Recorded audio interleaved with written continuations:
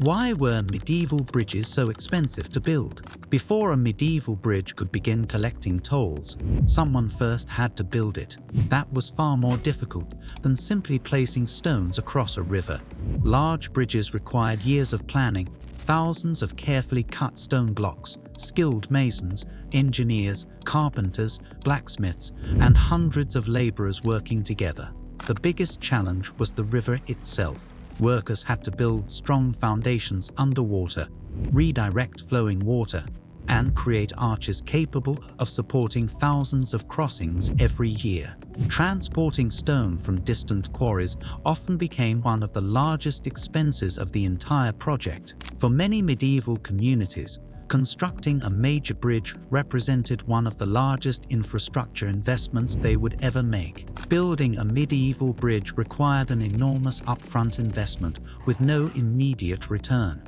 Owners had to spend years and vast amounts of money before collecting their very first toll. That high construction cost also created one of the biggest economic advantages. Very few people could afford to build a competing bridge. This enormous financial barrier helped protect the bridge owner's future income.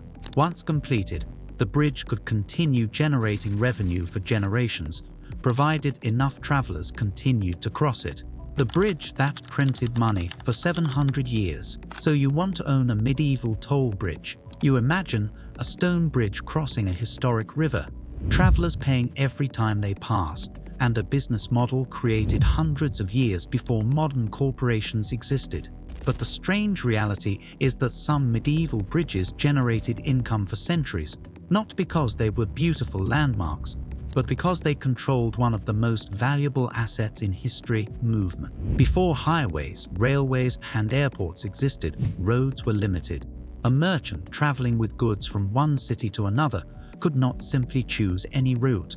Rivers blocked movement, ferries were slow, roads were dangerous, and whoever controlled the safest crossing point controlled access to an entire region.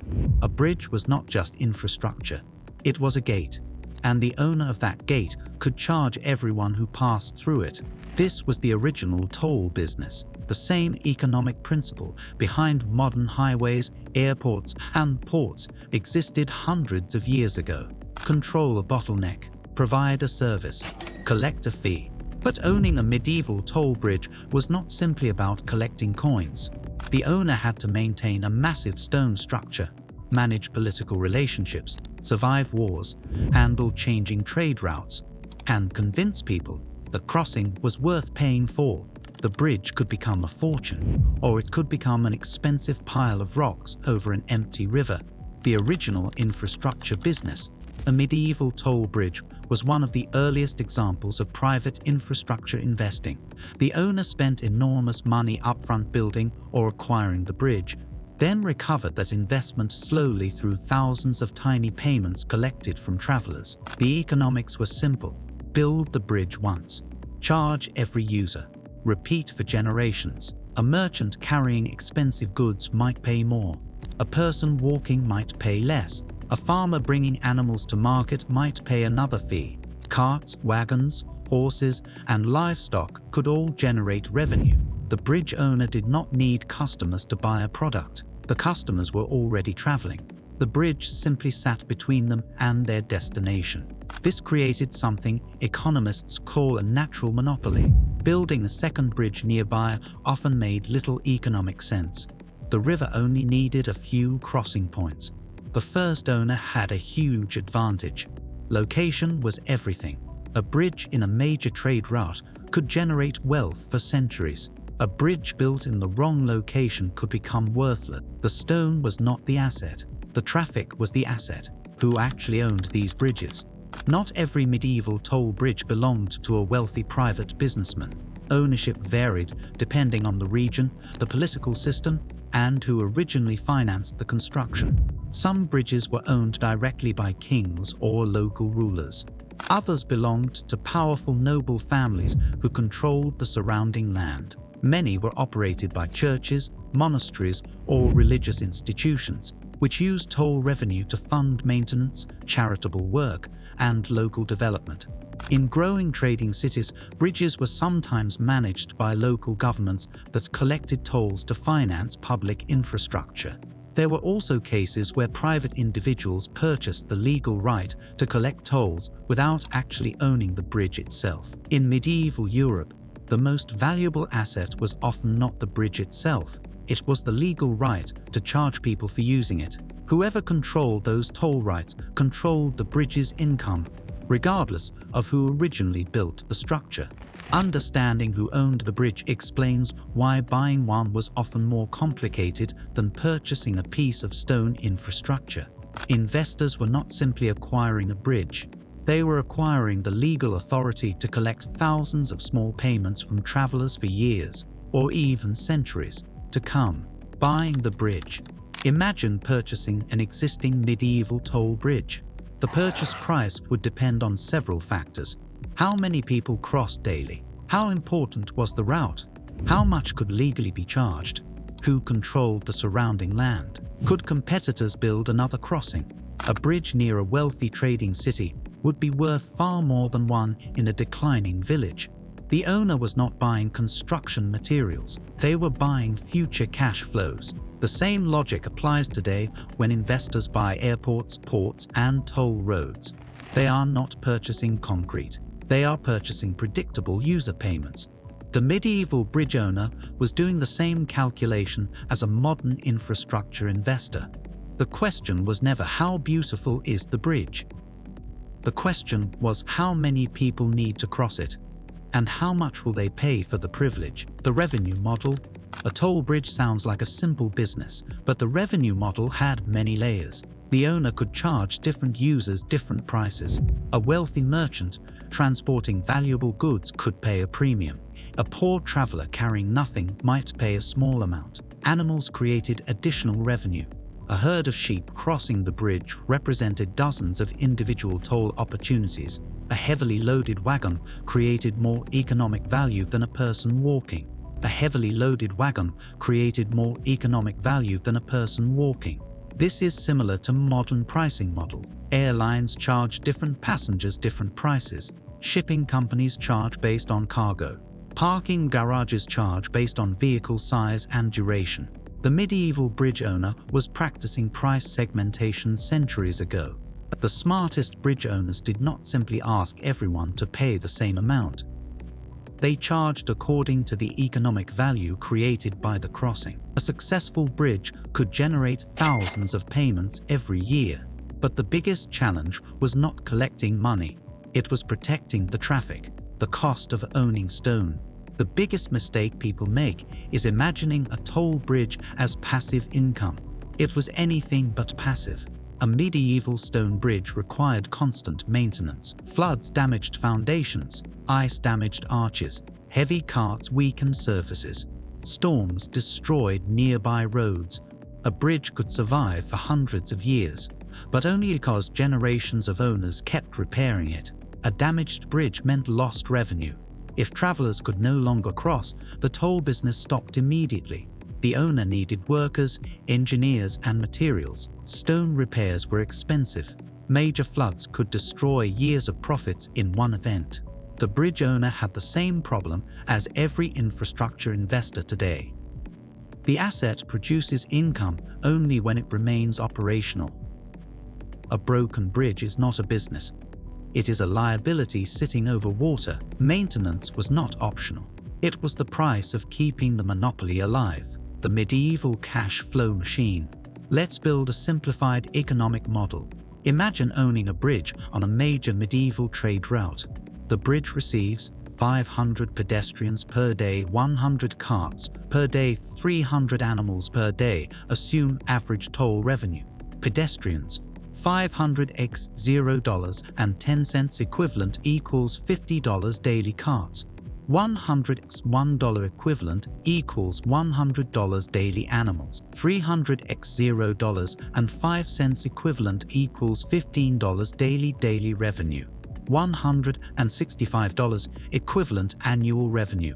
approximately $60,000 equivalent. For a medieval asset, this could represent enormous wealth. Now subtract costs. Bridge workers, $10,000 maintenance, $15,000 security and administration, $5,000 political payments and taxes, $10,000 emergency repairs, $5,000 annual operating cost, $45,000 remaining income, approximately $15,000.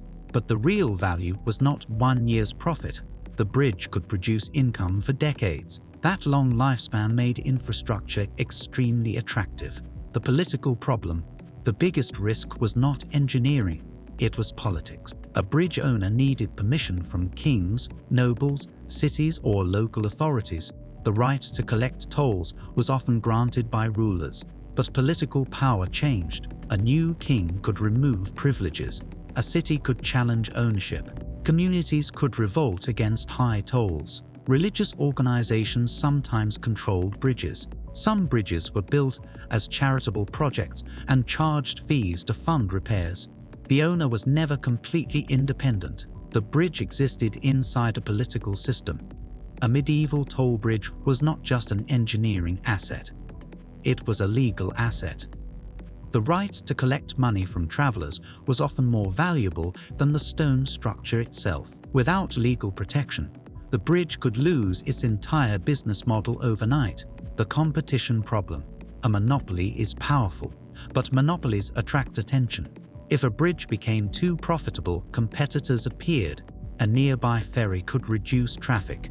A new road could redirect merchants. Another bridge could destroy the original owner's advantage. The most valuable bridge was not always the biggest. It was the bridge located where alternatives were expensive or inconvenient. Modern businesses face the same challenge. A company controlling a unique airport slot, shipping channel, or digital network has pricing power. But once alternatives appear, profits shrink. The bridge owner was constantly protecting scarcity. War, floods, and economic collapse. Infrastructure businesses face extreme events. Medieval bridges faced even more. Armies destroyed crossings to slow enemies. Floods damaged foundations. Trade routes changed. A city that once controlled commerce could decline. A bridge that connected two wealthy markets could suddenly connect two poor villages. The asset remained. The economic value disappeared. The most dangerous thing about owning infrastructure is that the physical asset can survive while the business around it dies. A bridge can last 700 years, but its profitable years depend on the people and trade moving across it. This is why location matters more than durability. A perfect bridge in the wrong place is worthless. The modern lesson. Medieval toll bridges created a blueprint for modern infrastructure. Today, investors buy toll roads, airports, ports, rail networks, pipelines, data centers. The business model is almost identical. Large upfront investment, long operating life, predictable user payments, high barriers to competition. The biggest difference is scale. A modern toll road may cost billions. A medieval bridge may have cost a fortune relative to the economy of its time, but the investment logic remains unchanged. Control essential movement, charge for access, maintain the asset, protect the advantage. The ownership traps. The first trap is buying the bridge without studying traffic. A beautiful bridge over an empty river produces nothing. The second trap is ignoring maintenance. Infrastructure consumes money even when it looks permanent. The third trap is depending on one route. Trade patterns change. The fourth trap is assuming monopoly lasts forever. Competitors find alternatives. The fifth trap is underestimating politics. Infrastructure depends on legal permission. The sixth trap is confusing historical importance with economic value. A famous bridge may attract tourists but generate little toll income. The seventh trap is forgetting that users are the real asset.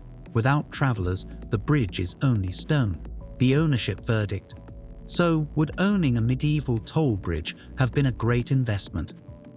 The answer depends on one thing. Not the bridge itself, but whether you controlled a necessary crossing point where people and goods had no easy alternative. The strongest bridge owners understood three things. First, location creates value. Second, maintenance protects value.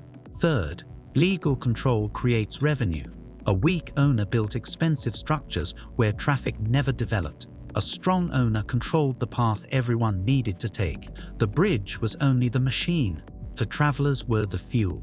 For hundreds of years, the best toll bridges acted like medieval cash flow machines. Every merchant crossing, every wagon passing, every animal moving toward market created another small payment.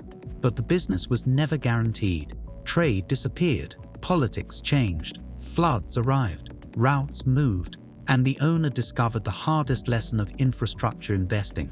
You do not own the traffic. You only own the place where traffic chooses to go. A medieval toll bridge was one of history's earliest examples of buying a monopoly. The stone created the opportunity, but the movement of people created the fortune. The bridge was valuable because everyone needed to cross, and the owner was standing exactly where they had to pass.